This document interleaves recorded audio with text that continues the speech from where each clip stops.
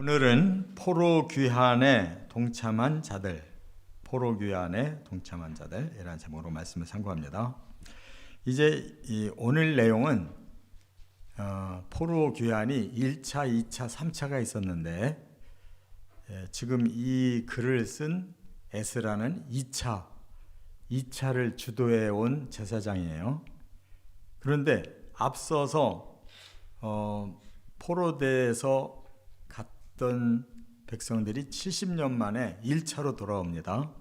그 내용을 에스라가 이제 선조들에게 듣고 정리해서 이렇게 1차 포로 귀환 명단을 지금 쓰면서 그 상황을 설명하고 있는 거예요.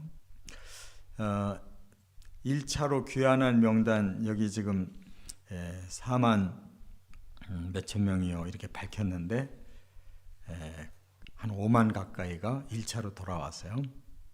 자, 그러면 많은 사람이 온 거냐? 아닙니다. 매우 적은 사람이 온 거예요.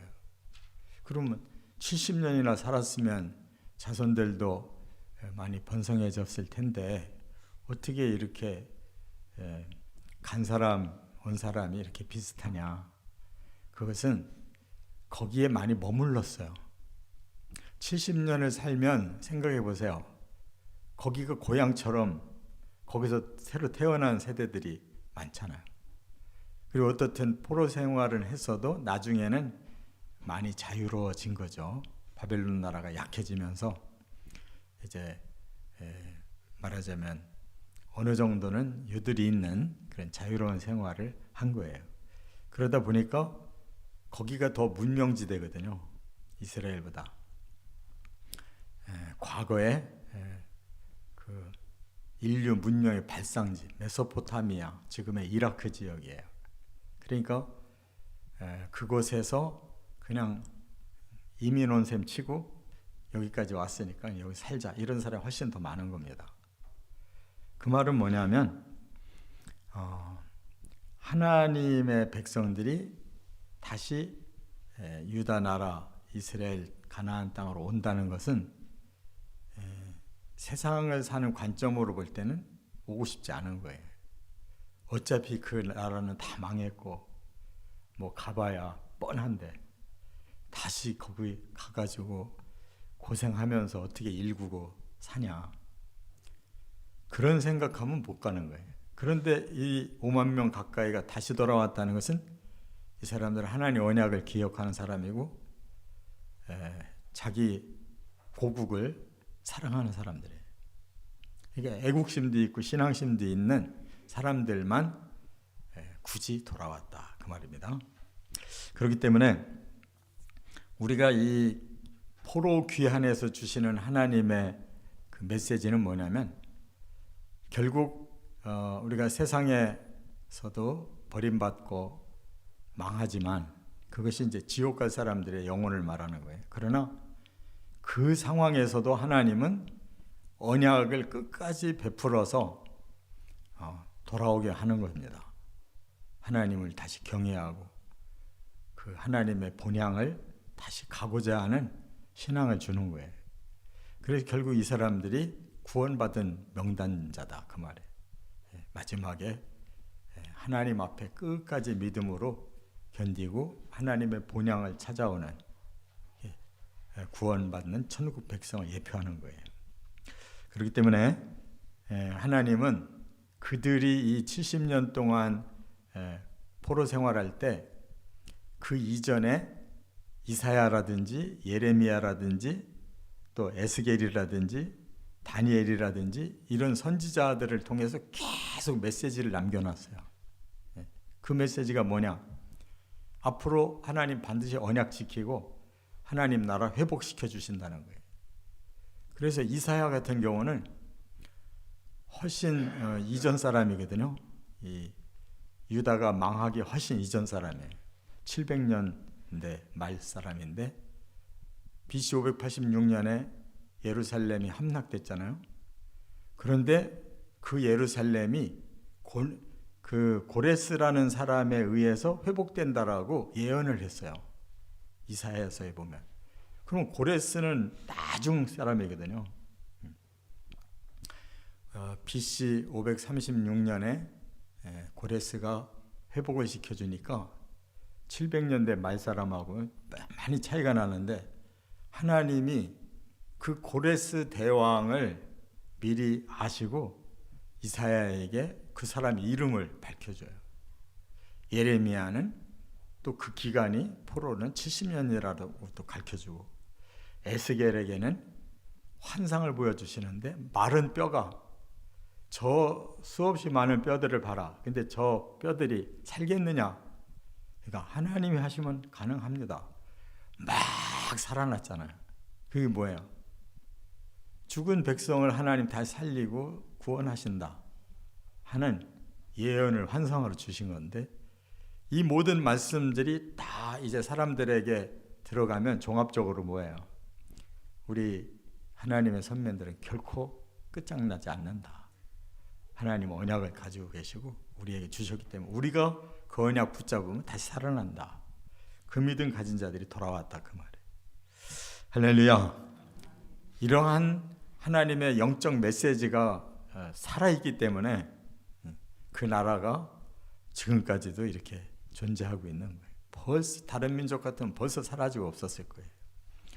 자, 세 가지 원리를 깨닫습니다. 첫째, 1절부터 67절까지 노임받은 자의 명단이에요. 다시 말하면 그들이 세상의 것을 추구하다가 오히려 세상의 강자에게 침략을 당해가지고 다 망했잖아요. 그러니까 이 세상은 사람들이 사탄을 굉장히 좋아해요. 왜냐하면 사탄이 가르쳐주는 대로 이렇게 개구멍을 뚫고 먼 길을 돌아가지 않고 지름길로 빨리 가서 빨리 먼저 가진 자가 임자가 되고 수단 방법 가리지 않고 뭔가 이루고 싶어 하잖아요. 그거를 사람들에게 막 가르쳐주는 자가 사탄이에요. 그래서 사탄과 짝하던 사람들이 막 세상에서 잘 되고 앞서가고 막 했는데 그보다 더 강한 이 제국을 통해서 막 싹쓸이를 해버리니까 그 사람들이 얼마나 실망했어요. 그러나 그 속에서 하나님의 영적인 메시지를 깨달은 사람들이 그 포로 기간 동안에도 끊임없이 하나님의 구원을 바라고 기도하고 기다렸단 말이에요. 이사야서도 읽고 예레미야서도 읽고 에스겔서도 읽고 다니엘서도 읽고 영적인 사람은 끝까지 말씀을 붙잡고 기다린 거예요. 그랬더니 드디어 돌아오는 날이 왔고 5만여 명의 이 명단이 지금 67절까지 쫙 지금 아무개 집안 몇 명 해가지고 이렇게 명단이 발표됐어요. 이게 바로 구원받은 천국 백성의 명단인 거예요. 그러니까 그들에게는 뭐가 조건이었느냐? 하나님의 언약이 조건이었고 그 언약을 지켰더니 노임받았다. 포로였잖아요.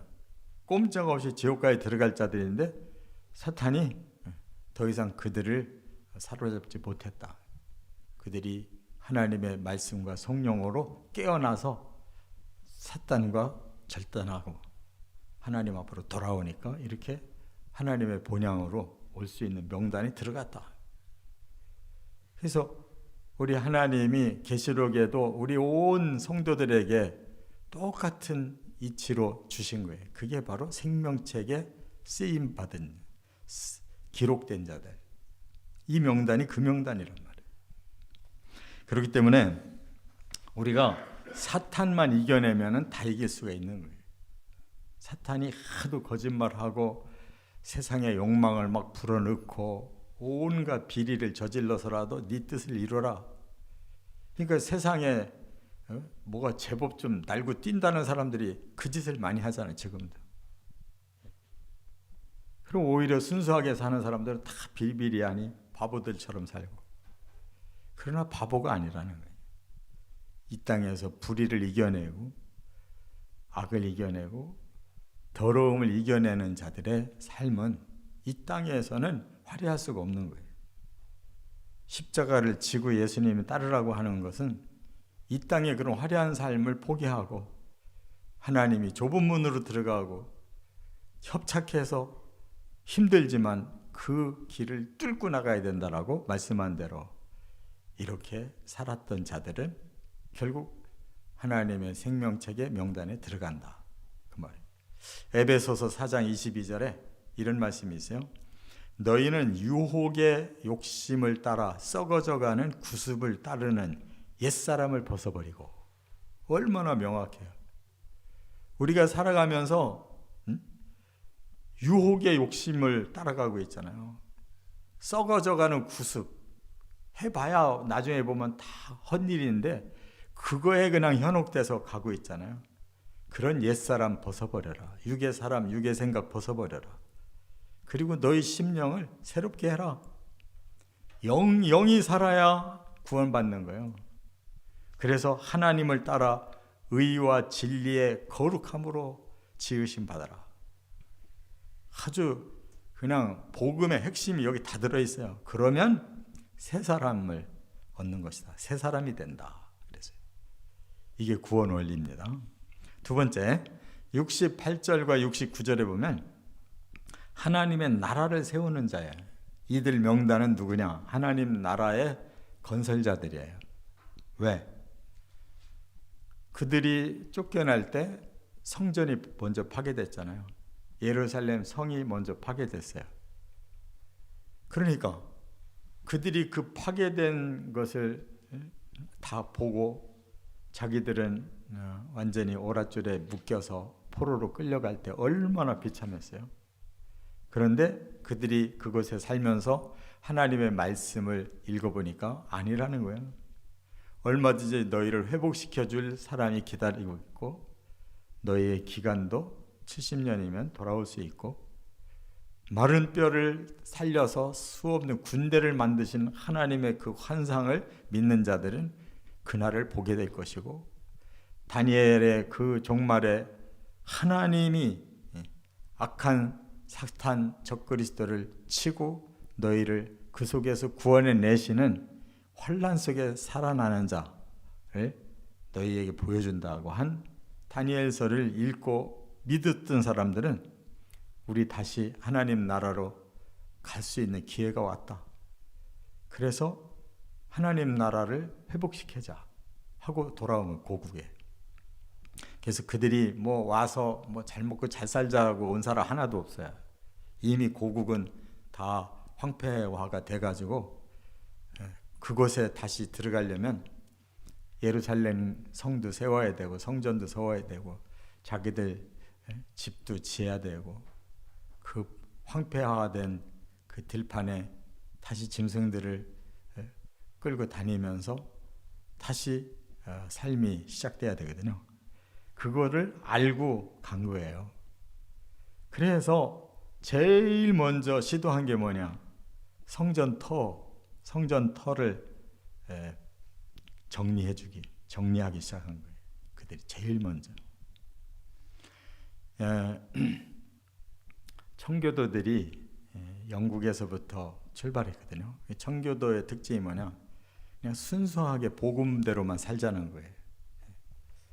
그 사람들이 뭐 성공회니 뭐 여러 그런 기존의 그 기독교가 너무 타락을 하니까 청교도들 다 버리고 그냥 자기들의 신앙생활을 위해서 타국으로 왔잖아요. 그래서 미국으로 많이 온 건데 그들의 정신이 뭐였어요? 그 땅에 와가지고 제일 먼저 교회부터 세웠어요. 그리고 학교 세우고 이렇게 하나님의 집을 제일 먼저 목표로 세우고 그 다음 교육을 하나님 말씀을 가르쳐야 된다고 교육기관을 세우고 그래서 몇백 년 됐는데 지금 어떻게 됐어요? 다 타락했잖아요. 교인들이 너무 없어요. 유럽은 말할 필요도 없고 그게 뭘 말하는 거예요? 이런 정신을 잃어버리면 세상이 돼버리는 거예요. 세상이. 하나님의 나라를 건설하자고 들어올 때는 자기가 희생되더라도 하나님의 나라는 반드시 회복된다. 이 믿음 가지고 와서 그들이 일부 사람들의 자기들이 거기서 준비했던 예물을 가지고 와서 성전터에서 바쳤대요. 얼마나 눈물 나겠어요. 그들이 포로 생활하다가 뭐 돌아오니 얼마나 되겠어요. 그래도 제일 먼저 성전터에 와서 그 무너진 제단 위에다가 예물을 올려놓고 기도하면서 하나님 나라를 다시 회복시켜 주시옵소서, 이렇게 시작한 사람들이에요. 마태복음 6장 33절에 보면 예수님이 하신 이 말씀은 너무너무 정답해. 너희는 먼저 그의 나라와 그의 의를 구하라. 그리하면 이 모든 것을 너희에게 더하시리라. 우리는 반대로 이 모든 것을 우리가 확실하게 거둔 다음에 여유가 있으면 헌금도 하고 교회 봉사도 하겠다, 이렇게 신앙생활을 하려니까 봉사할 힘이 없어요. 내 것도 아직 안 채워졌으니까. 제가 몇십 년 목회해 보니까 하나님이 축복해 주시면 제가 11조 10에 10조라도 하고 하나님 앞에 성전 건축할 때 헌금도 많이 하고 그렇게 하겠습니다. 지 것이 먼저 채워져야 하겠다는 거예요. 그런 사람 치고 하는 사람 한 번도 못 봤어요. 근데 오히려 어려운 사람들이 헌금을 해요. 그래서 실제로 헌금의 그 규모를 보면 다 미약한 분들이 조금씩 쌓은 것이 큰 거지, 뭐 편하게 한 사람들 것이 큰 게 아니에요. 전체 액수를 오랫동안 살펴보면 크게 한 사람들 뭐 해봐야 몇 명이고 그거 다 합해봐야 얼마 안 돼요. 오히려 어려운 성도들이 조금씩 끊임없이 다수가 그것이 모아져서 성전 헌금이 돼서 건축한 거예요. 그러니까 사람의 생각, 사람의 말은 역시 이루어지지 않는다는 거예요. 그래서 예수님이 아예 목표를 그의 나라에다 둬라. 그리고 그 나라는 의로운 나라니까 여기서부터 의롭게 살 것을 결단하고 타협 없이 가라. 그러면 나머지 너희들이 살아갈 문제는 내가 책임질게. 이 모든 것을 너희에게 더하리라. 예수님이 약속하셨잖아요. 그러니까 먹고 살 거를 먼저 걱정하지 말고 뭐 자식들 어떻게 키워야 되는 거 걱정하지 말고 FM으로 가면 하나님 먹을 거 주고 자식은 자식대로 되게 해주고 그러면 더 편한 거잖아요. 그걸 뭐 어떻게 가르쳐야 되냐, 어떻게 해야 되냐, 뭐 어디로 이사를 가야 뭐가 되냐, 이렇게 복잡하게 하다가 망한 사람들이 얼마나 많아요. 저도 서울에서 목회하던 사람들인데 오히려 막 지방 다니면서 막 아파트 분양하느라고 하던 사람들이 지금 보니까 다 시골로 내려가서 다 망했어요. 너무 돌아다니면 오히려 망하는 거예요. 한 곳에 가만히 있었더라면 훨씬 낫을 뻔했어요. 세 번째, 70절에 보시면 본향에 거하는 자. 드디어 70절에 이렇게 말했어요. 이에 제사장들과 레위 사람들과 백성 몇과 노래하는 자들과 문지기들과 느디님 사람들이 각자의 성읍에 살았고 이스라엘 무리도 각자의 성읍에 살았더라. 이거 무슨 말이냐? 이게 개역 성경, 지금은 개역 개정 성경을 얘기하고 있잖아요. 쓰고 있는데 그 전 개역 성경이 오히려 번역이 더 잘 된 게 많아요. 거기에 본성에 살았더라 그랬어요. 본성. 본성이라는 말은 처음 살던 성을 말하는 거예요. 그들이 처음 살던 성으로 다시 돌아왔다. 해보겠다, 이런 뜻이에요. 우리가 어디서 왔는지 아세요? 하나님 나라에서 온 사람이에요. 하나님이 이 땅에 우리를 보내신 거예요. 응? 뭐 결혼해가지고 신혼부부가 지들이 만들어낸 건 줄 아는데 아니, 하나님이 그 사람들을 통해서 사람 일로 보낸 것뿐이지 하나님이 보낸 사람이에요. 그래서 저는 참 신기한 것이 아이들이 태어나면은 어떻게 한국 사람이나 미국 사람이나 저 러시아 사람이나 애기는 언어가 다 똑같아. 웅얼웅얼 하는 거 보면 다 똑같아. 억양이 다 똑같아요. 왜냐하면 다 하늘나라에서 왔으니까 기본 언어가 거기서 하는 언어가 똑같아. 그리고 하나님께서 우리를 또 한 생에 살게 하면 어디로 데려가요? 다시 하나님 나라로 데려가는 거예요. 그러니까 하나님이 여기에 보냈다가 우린 출장 나왔다가 또 어떤 시인 말대로 소풍 나왔다가 다시 가는 거예요. 우리 본성으로 가는 거라고. 그게 당연한데 이 땅에서 삐뚤어지는 사람들이 엉뚱히 지옥을 가는 거예요. 본성을 잃어버리고 이 땅에서 뭔가 지가 막 이루어보겠다 사탄에게 속아가지고 마지막 영혼이 끌려서 지옥으로 가는 거예요. 본성으로 못 가고. 그러니까 예수 믿는 사람들이 정상인 거지 이 세상 사람들이 사는 그런 방식, 목표는 비정상이에요. 하나님에게서 와놓고 자기가 스스로 이 땅에 온 것처럼 스스로 자기 하고 싶은 대로 해도 되는 것처럼 사탄이 가르쳐주는 온갖 불법과 또 악과 더러운 짓을 하고 나니까 본향으로 갈 자격이 없어져요. 딴 데로 가니. 바로 오늘 요 70절 제사장은 제사장의 그 본향으로 또 일반 백성은 일반 백성의 본향으로 자기 자리로 다 가서 하나님을 위해서 봉사하고 헌신하며 살기 시작했다. 새로운 삶이 출발됐다. 이게 본성의 의미예요. 그러니까 우리의 본성이 어딘가를 항상 기억하시고 사셔야 돼요. 우리 하나님의 나라에서 온 사람들입니다.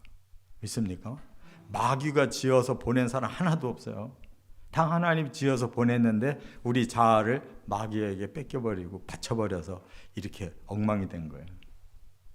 꼭 우리 본성을 되찾으셔서 우리는 하나님이 보낸 사람이니까 하나님의 뜻대로 살다가 다시 하나님 나라로 복귀하면 되는 거예요.